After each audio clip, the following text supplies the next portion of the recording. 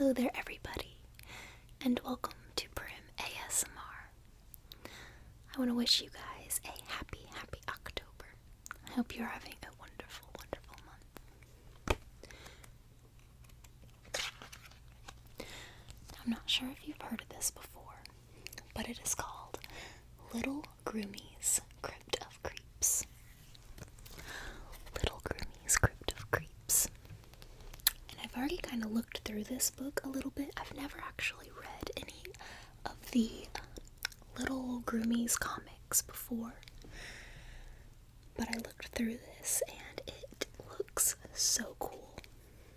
It is just, it's very colorful.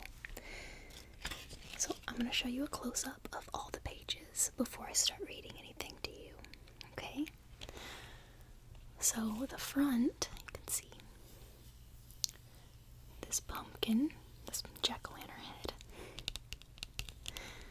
You see a witch, and I'm not sure who that is yet. I believe this girl's name is Gloomy.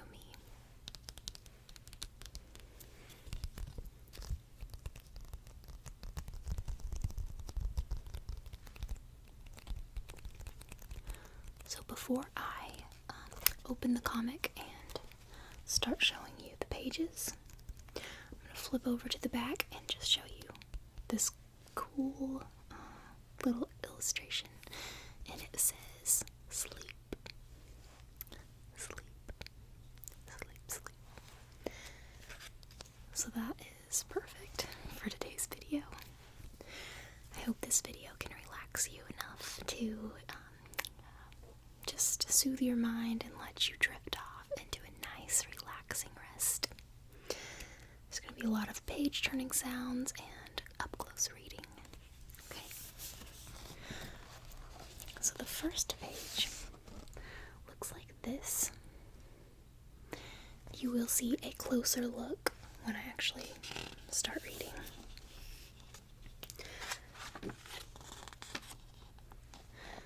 So this is what the next page looks like. See some Frankenstein-looking guy there, and this witch with cute pink hair that is just cute.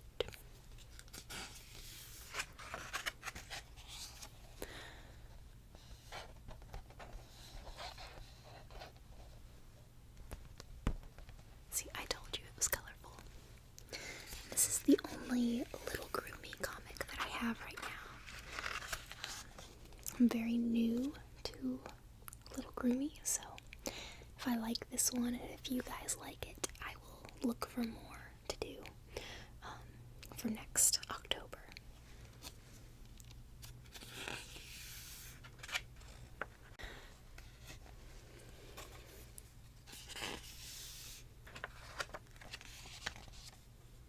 Just kind of like an overall look at the different pages in the comic. This page is pretty dark. See, like a haunted house over here. It's gonna be great. I think it's gonna be something that we will all enjoy for this October. Looks like they go to a party or something. I see all kinds of different costumes. A ghost, a clown, different things. I think that is a little wizard. All kinds of cool stuff there. So this next page you got, there's the jack-o'-lantern. The jack-o'-lantern head.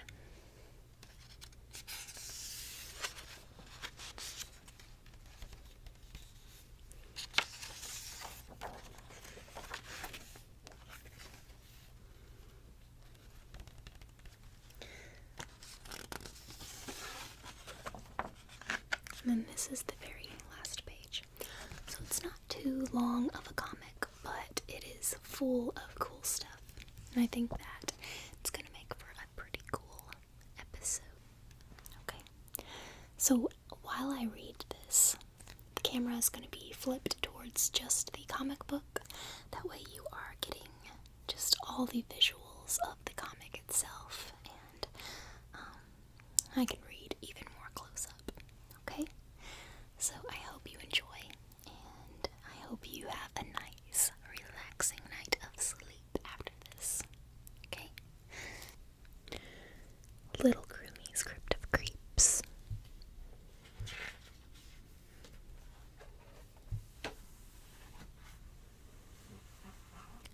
So this first story is called Return of the Witch. It's an ordinary evening in Spooksville as little Gloomy and Frank do a little shopping. That? It's hideous. I'll take it. It's perfect, trust me. How much? I ask little. Bring only what you can give and leave what you can spare. $5?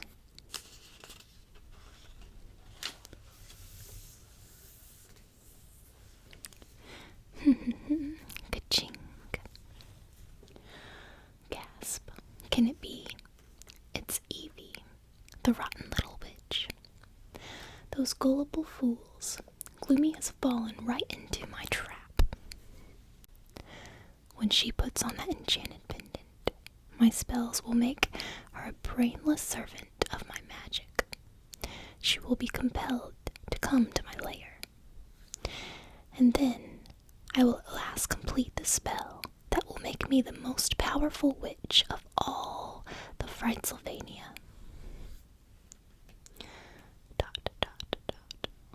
See the winter 2001 issue for the scoop. That's what it says.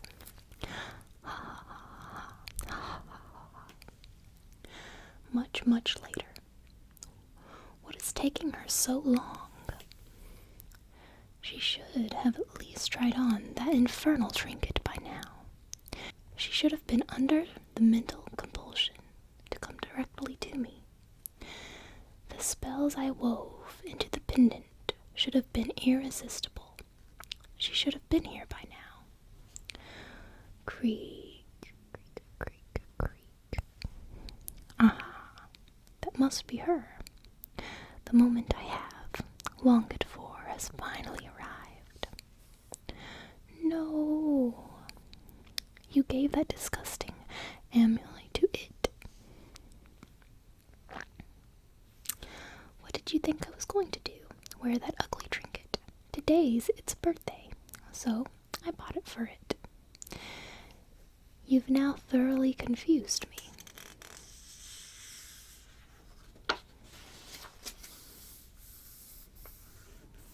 Funny thing, as soon as it put the amulet on, it wandered away, as if in a haze.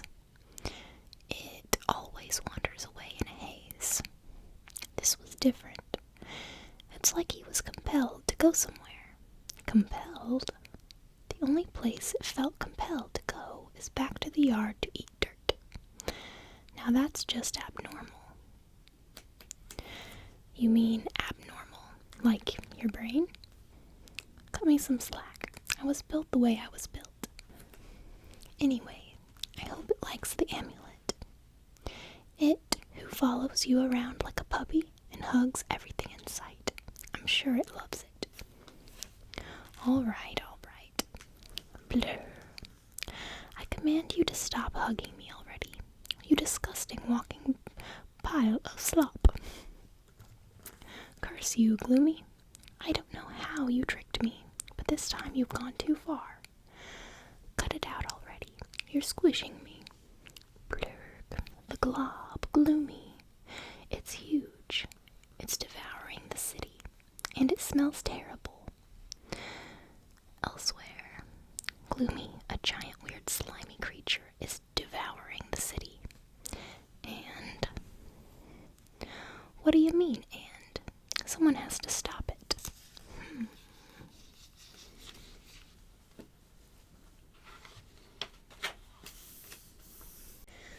Well, what does it want? If I had to guess, I'd say it wants to devour the city. How am I supposed to know? Did you try asking it? You want me to ask the giant monster what it wants? Couldn't hurt, says you. I'm sure it'll regret this. Splurge.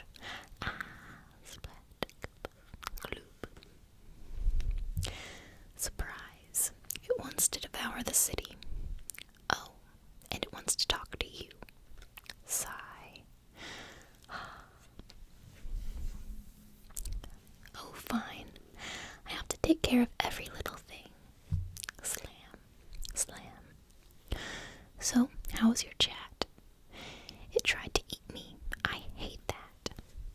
Well, what now? I don't know. Maybe it'll get bored and go away. Or not. Run.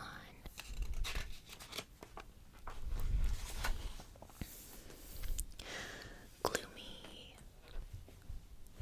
What does it want with me? You want to try talking to it again? Maybe it's in a better mood this time. Grumble.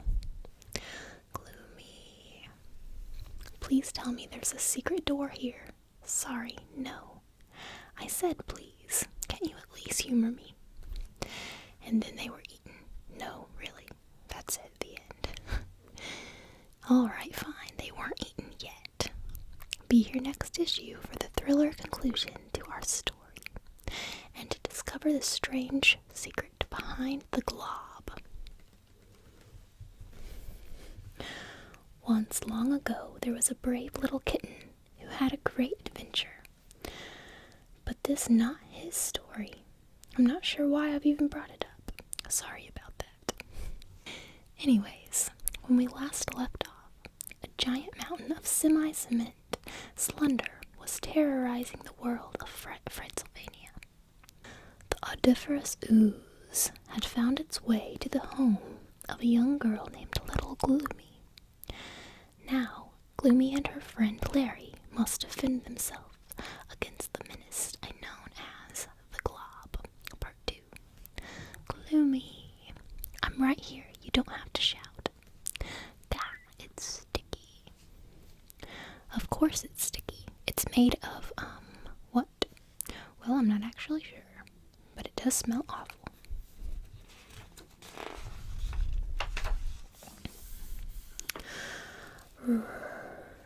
Hey, what's that noise?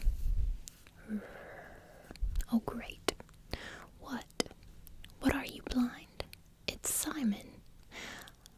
I've got glob in my eyes. That's right, Gloomy. It is I, Simon von Simon. Your worst nemesis has returned. Whoop-de-doo. When last we met, you cruelly abandoned me to my fate. You were trying to steal my brain. Do not confuse the issue with irrelevant facts. I survived the uprising of my zombie army by hiding in a secret chamber deep beneath the castle moat. And now at long last, I have found you. Way to go, detective. She's been living here for years. Silence, hairy man. I will have none of your doublespeak today. For today is the day that Simon von Simon will at long last have his revenge. All thanks to the slentious monstrosity of my own creation. Gelatinous monstrosity? I think he means the glob. Ah. So, Gloomy, do you have any last words before I command my monster to destroy you both? Just a question, really. Ah, yes, as I suspected, you at last recognize the power that I command. So, Gloomy, speak. Beg for your freedom. I am not completely without mercy. I might even pretend to listen before I order your destruction. Ah, no, you got it all wrong. I was just going to ask if this thing is waterproof. What? Well, it's starting to rain. Uh-oh. No, not now. This is impossible. Sizzle, sizzle, sizzle. Aw, jeez. This is disgusting. Hey, can Simon actually fly that thing in the rain? I don't think so.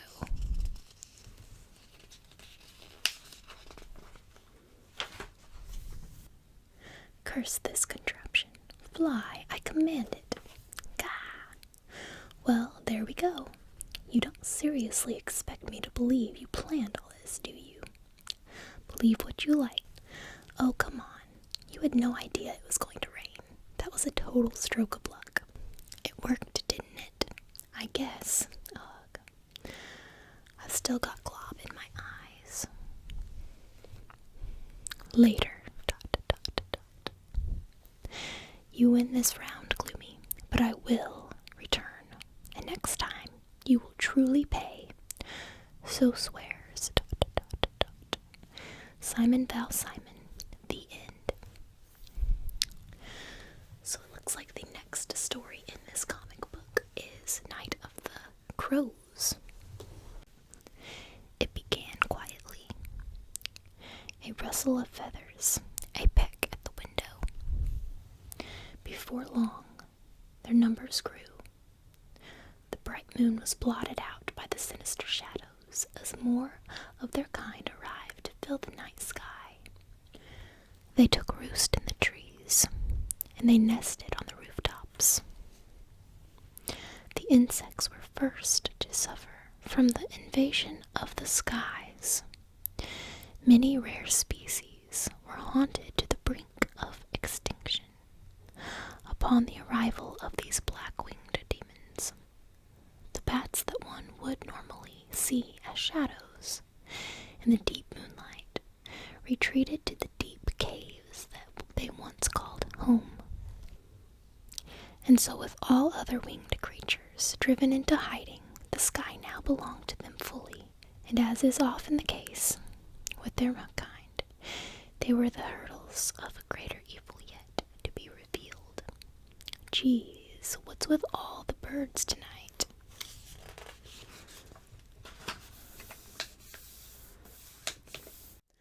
Must Carl attend the costume party? Carl becomes nervous in large gatherings. Oh, don't be silly. There hasn't been a party like this in Fritzylvania for years. Besides, if anyone makes you feel uncomfortable, you can just use your powers to destroy the universe or something, right? But Carl, costume is so itchy. Come on, we're late already. Yar, now this be a party. Please do not use the pirate voice. Carl is frightened of the pirate voice. Later. ... Yeah, when they searched the wreckage from the crash, there was still no sign of the body. He's still presumed dead. Nah, I know. If he was, trust me. Howdy do, folks. Hiya. Hello, Larry. So, who's behind this shindig anyways?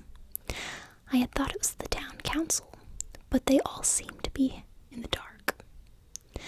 Town council's too cheap. But who else would have bothered? Don't know. I found this on my doorstep a few nights ago. Figured, what the heck? The Graham Ham. You are hereby cordially invited to attend a costume party at number 13 Castle Lane. The night of Friday the 13th, refreshments and entertainment will be provided. Your host.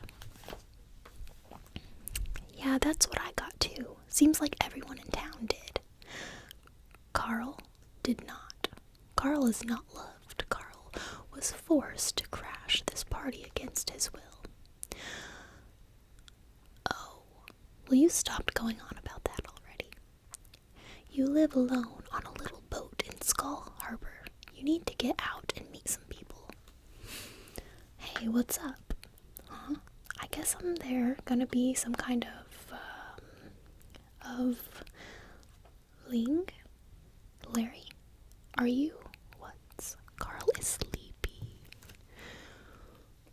Sleep. Sleep, my children. For when you awake, a new life awaits you. Spooky, spooky stuff. Spooky stuff. Caw. What? Yeah. Who dares? Avast the scurvy jerks. Foolish girl. Gah. Ow. This party sucks.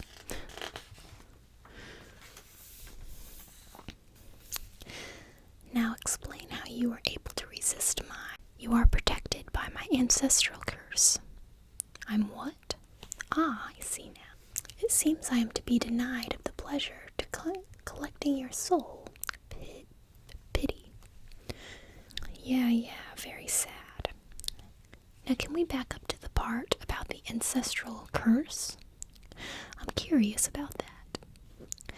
It matters not. If I cannot possess your soul, I must destroy it. When the stars align, and a gathering of a certain sort is held, my candle ignites, and I rise and I walk among you. These chosen ones have become my messengers. They are the servants of my flame. Without the consistent labor of these captured souls, I would slowly wither and fade from existence. A shame you cannot join them in their new lives. But it is time now. You know what? You talk too much. No. She's pouring water on the pumpkin guy. My candle, what have you done? I must relight. I must not be interrupted.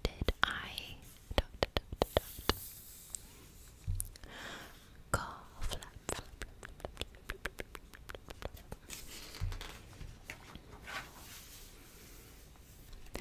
And so, how did you know that snuffling his candle would stop him? The moron practically told me, just another run-of-the-mill, stupid, evil guy. Okay. But Carl doesn't understand why Carl wasn't affected while you were not. After all, none are equal to Carl in his mightiness. Huh? Hard to say. He seemed surprised too. Guess it doesn't really matter. Point is, the jerk gone for good. Right? The end?